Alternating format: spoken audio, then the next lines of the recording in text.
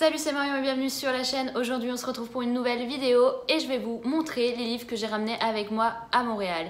Dans cette vidéo je vais vous montrer 8 livres que je suis arrivée à mettre dans mes valises, même s'il y a 3 livres en plus avec lesquels je suis partie, dont je ne vous montrerai pas dans cette vidéo, car pour le moment je ne sais pas si je vais acheter beaucoup de livres au mois de février sur place ou pas, donc je ne sais pas si je vais vous faire un book haul ou non, mais comme je vous les montre pas ici, je vous les montrerai sûrement dans une autre vidéo si je n'ai pas assez de livres à vous présenter dans un book haul. Déjà dans les livres que j'ai choisis pour cette installation, je n'ai pris aucun one shot. Voilà, je suis désolée pour tous les amateurs de one shot, mais j'ai beaucoup de mal avec les one shots et j'ai préféré prendre mes sagas, que ce soit des débuts de saga, des fins de saga, des livres en plein milieu de saga, voilà, mais que des sagas. Je vais commencer par vous montrer voilà le 4e tome d'Off Campus, The Goal d'Elle Kennedy aux éditions Hugo Poche dans leur collection New Romance. C'est ma lecture en cours avec Marjolaine de la chaîne My Wonderful Universe. Je voulais absolument terminer cette saga.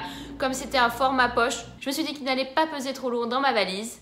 Et clairement, c'est plutôt addictif, j'en suis déjà à la moitié du roman. Et comme c'était un achat que j'ai fait au mois de janvier, je voulais vraiment l'emporter avec moi pour finir cette saga le plus rapidement possible.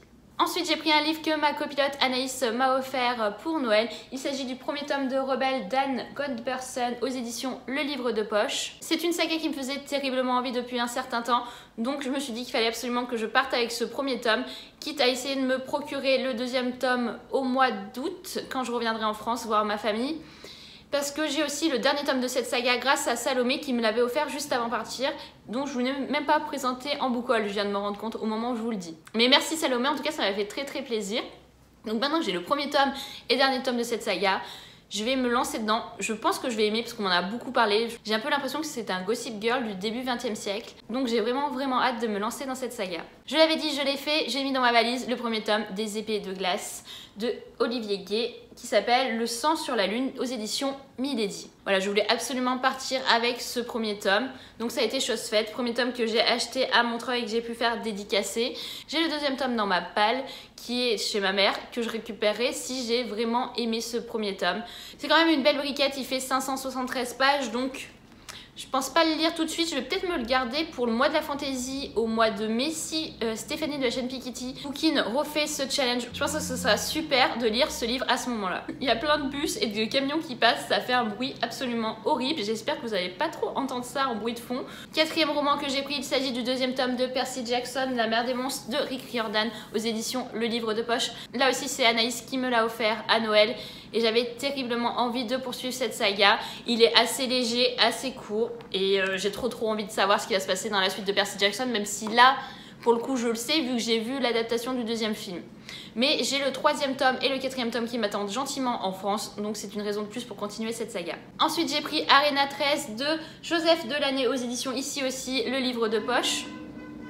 Bah vas-y, fais plus de bruit, hein, klaxonne. Ici aussi aux éditions Le Livre de Poche, c'est ma copine Maureen qui m'a fortement conseillé cette lecture. Comme je l'ai trouvé en format poche, je me l'étais procuré et en plus il était d'occasion que je l'avais acheté chez Gilbert Joseph. D'ailleurs Gilbert Joseph, tu me manques. Joseph Delaney, je n'ai lu aucun de ses romans jusqu'à présent, donc j'espère que ça sera une belle découverte. Je sais que le 3e tome est sorti en grand format soit en janvier soit en février, donc j'espère que le 2e tome en format poche sortira rapidement si j'aime, comme ça je pourrai continuer cette saga là. Dernier format poche que j'ai ramené avec moi, il s'agit du 2e tome de Ne m'arrête pas qui s'intitule ici Ne regarde pas de Michel Gagnon, ici aux éditions Pocket Jeunesse. Voilà, c'est un livre que j'ai terriblement envie de lire, que je vais lire avec Amélie et Anaïs, mes copilotes. Je ne sais pas encore quand, on n'a pas encore prévu, mais c'est un livre que j'attends depuis super longtemps. Elle m'a offert le premier tome pour mon anniversaire l'année dernière. On l'a lu rapidement et là on avait dû attendre jusqu'au mois de janvier pour avoir le 2e tome.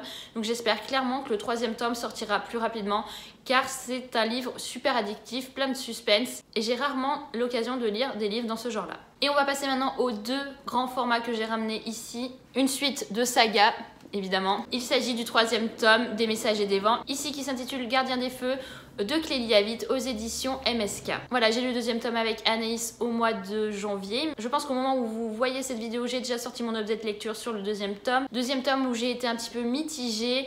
Un tome un petit peu de transition, donc je mets beaucoup d'espoir dans ce 3e tome. 3e tome qui est quand même magnifique, hein, comme vous pouvez le voir. Hein.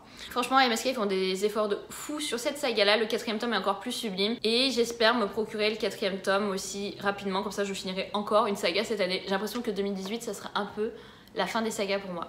Enfin, j'essaierai d'en terminer un maximum en tout cas. Comme je suis une addict des sagas, que je sais que le deuxième tome est sorti au mois de février, que le deuxième tome me faisait envie alors que je n'avais même pas lu le premier tome, j'ai ramené avec moi le premier tome de La lectrice de Tracy Shih aux éditions Robert Laffont dans leur collection R. Je l'ai acheté vraiment pas longtemps après sa sortie, mais comme j'en ai entendu beaucoup parler après, et pas qu'en positif, j'ai mis pas mal de temps à vouloir le sortir de ma palle. Maintenant il est là, je vais pouvoir le lire assez rapidement et enchaîner avec le deuxième tome si j'adhère vraiment à celui-ci. J'ai vraiment hâte de m'y mettre, je mets beaucoup d'espoir dans ce livre qui me fait terriblement envie. Voilà pour les livres que j'ai ramenés avec moi à Montréal, sans vous montrer... Et maintenant on a le droit aux pompiers. Oui, parce que j'habite pas très loin d'une caserne, hein, il faut le savoir. Ah non, c'était les ambulances. Autant pour moi. Non, les pompiers font beaucoup plus de bruit. Oui, j'habite pas très loin d'une caserne, ça c'est super le matin d'ailleurs. Je ne vous montre pas les 3 autres livres que j'ai ramenés avec moi. C'est 3 nouveautés du mois de février. Donc je vous les présenterai sûrement dans un book haul. Si vous avez lu un de ces romans, n'hésitez pas à m'en parler. Peut-être qu'il sortira plus rapidement de ma palle que prévu. En tout cas, j'espère que cette vidéo vous aura plu et nous on se retrouve prochainement pour une nouvelle vidéo. Salut!